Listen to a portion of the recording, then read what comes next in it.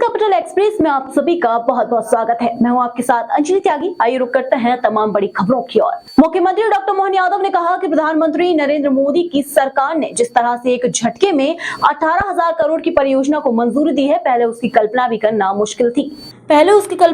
मुश्किल था, लेकिन जब प्रधानमंत्री नरेंद्र मोदी है तो सब मुमकिन है। देश में 56 इंच का सीना रखकर भारत का मान सम्मान बढ़ाने वाले प्रधानमंत्री नरेंद्र मोदी के हाथों में देश की कमान है। मुख्यमंत्री डॉक्टर यादव ने कहा कि हमारे ऊर्जावान रेल मंत्री अश्विनी वैष्णव से जब मैं कुछ दिन पहले दिल्ली में मिला था तो मैंने उनसे मीटर गेज से ब्रॉडगेज और अन्य सुविधाओं को बढ़ाने की बात कही थी, लेकिन वैष्णव ने कहा कि आपके प्रदेश में बहुत संभावना है, आप नई रेल परियोजना को लेकर आओ, केंद्र सरकार उसे साकार करने में पूरी मदद करेगी। मध्य प्रदेश देश के मध्य में है और नई रेल परियोजना से मध्य प्रदेश का तो भला होगा ही, लेकिन मध्य प्रदेश देश के मध्य में होने के कारण यहाँ से सभी दिशाओं में आवागमन और सुविधाजनक होगा और इससे देश के विकास में भी तेजी आएगी। आज का दिन और बीते कल का दिन हम तो ये मान के चलेंगे कि ये मध्य प्रदेश के लिए एक आजादी के बाद का सर्वाधिक खुशी देने वाले दिनों में से एक दिन है, जब कल की कैबिनेट और कैबिनेट के माध्यम से जो समाचार आए, ये मान के चले कि हमारा अपना वो आदिवासी अंचल, जिस अंचल में विकास के लिए जीवन में कभी कोई निमाड़ में बड़वानी, धार, मनमाड़, हम केवल सर्वे के लिए ही पैसे मांगते लेते रहते, हर बार सर्वे से। और मैं कई मामलों में पत्रकार साथियों को भी धन्यवाद दूंगा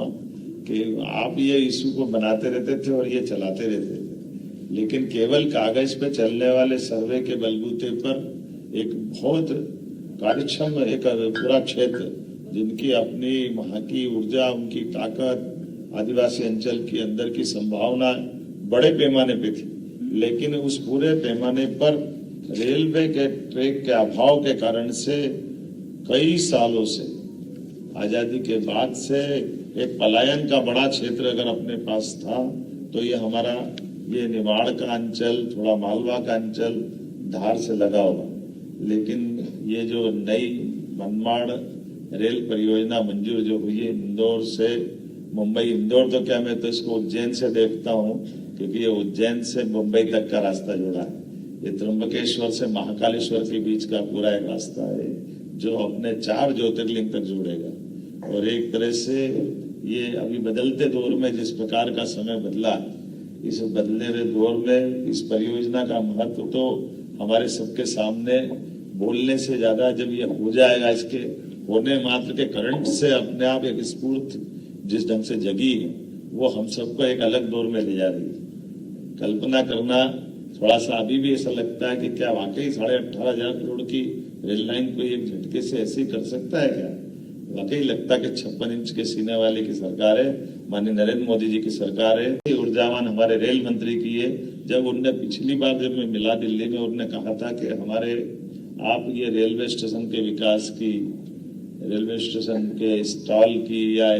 ये तो परंपरागत डबल लाइन करना है, मीटर गेज से ब्रॉड गेज करना है, ये तो करते रहेंगे, आपको नए रेलवे नेटवर्क की बात करना चाहिए। और उन्होंने इतनी अच्छी बात कही माननीय वैष्णव जी ने, उन्होंने कहा कि मध्य प्रदेश में नए रेलवे नेटवर्क खोजना और वो प्रस्तावित करो, उन सबके लिए अपनी सरकार पैसे देगी। और उसमें उन्होंने जो पीछे का मंतव्य छिपा होता है वो और महत्व था, जिसके आधार पर उन्होंने कहा कि मध्य प्रदेश में रेलवे के नेटवर्क से मध्य प्रदेश का तो भला होगा ही, लेकिन मध्य प्रदेश बोलते ही देश का मध्य में है, इसलिए उत्तर, दक्षिण, पूर्व, पश्चिम चारों दिशा में अगर हमको जाना है तो मध्य प्रदेश से गुजरना है। तो ऐसे में मध्य प्रदेश के अंदर विकास करने में वो संभावना भी छिपी हुई है, जिसके कारण से देश की आवश्यकता है। और ये उदार और ये गंभीर सोच से ही इसी प्रकार के प्रोजेक्ट की सफलता होती है। ये जो रेल का विकास नहीं है, ये हमारे आदिवासियों का विकास है, आदिवासियों के आर्थिक उनकी जिंदगी के बदलाव का विकास, और इसीलिए वो बड़ी संभावना है। जैसे कई बड़ी बड़ी संभावना हमारी माइनिंग से लेकर के मिलेट्स तक, बड़ा मोटा अनाज का पूरा बेल्ट है हमारा, अपना आलू मालवा से निकलने वाला और नासिक से आने वाला प्याज है, ये बड़े पैमाने पे फूड इंडस्ट्रियों के लिए परस्पर आवागमन का है। ऐसे ही लॉजिस्टिक हब बनाने की बहुत बड़ी संभावना का क्षेत्र है।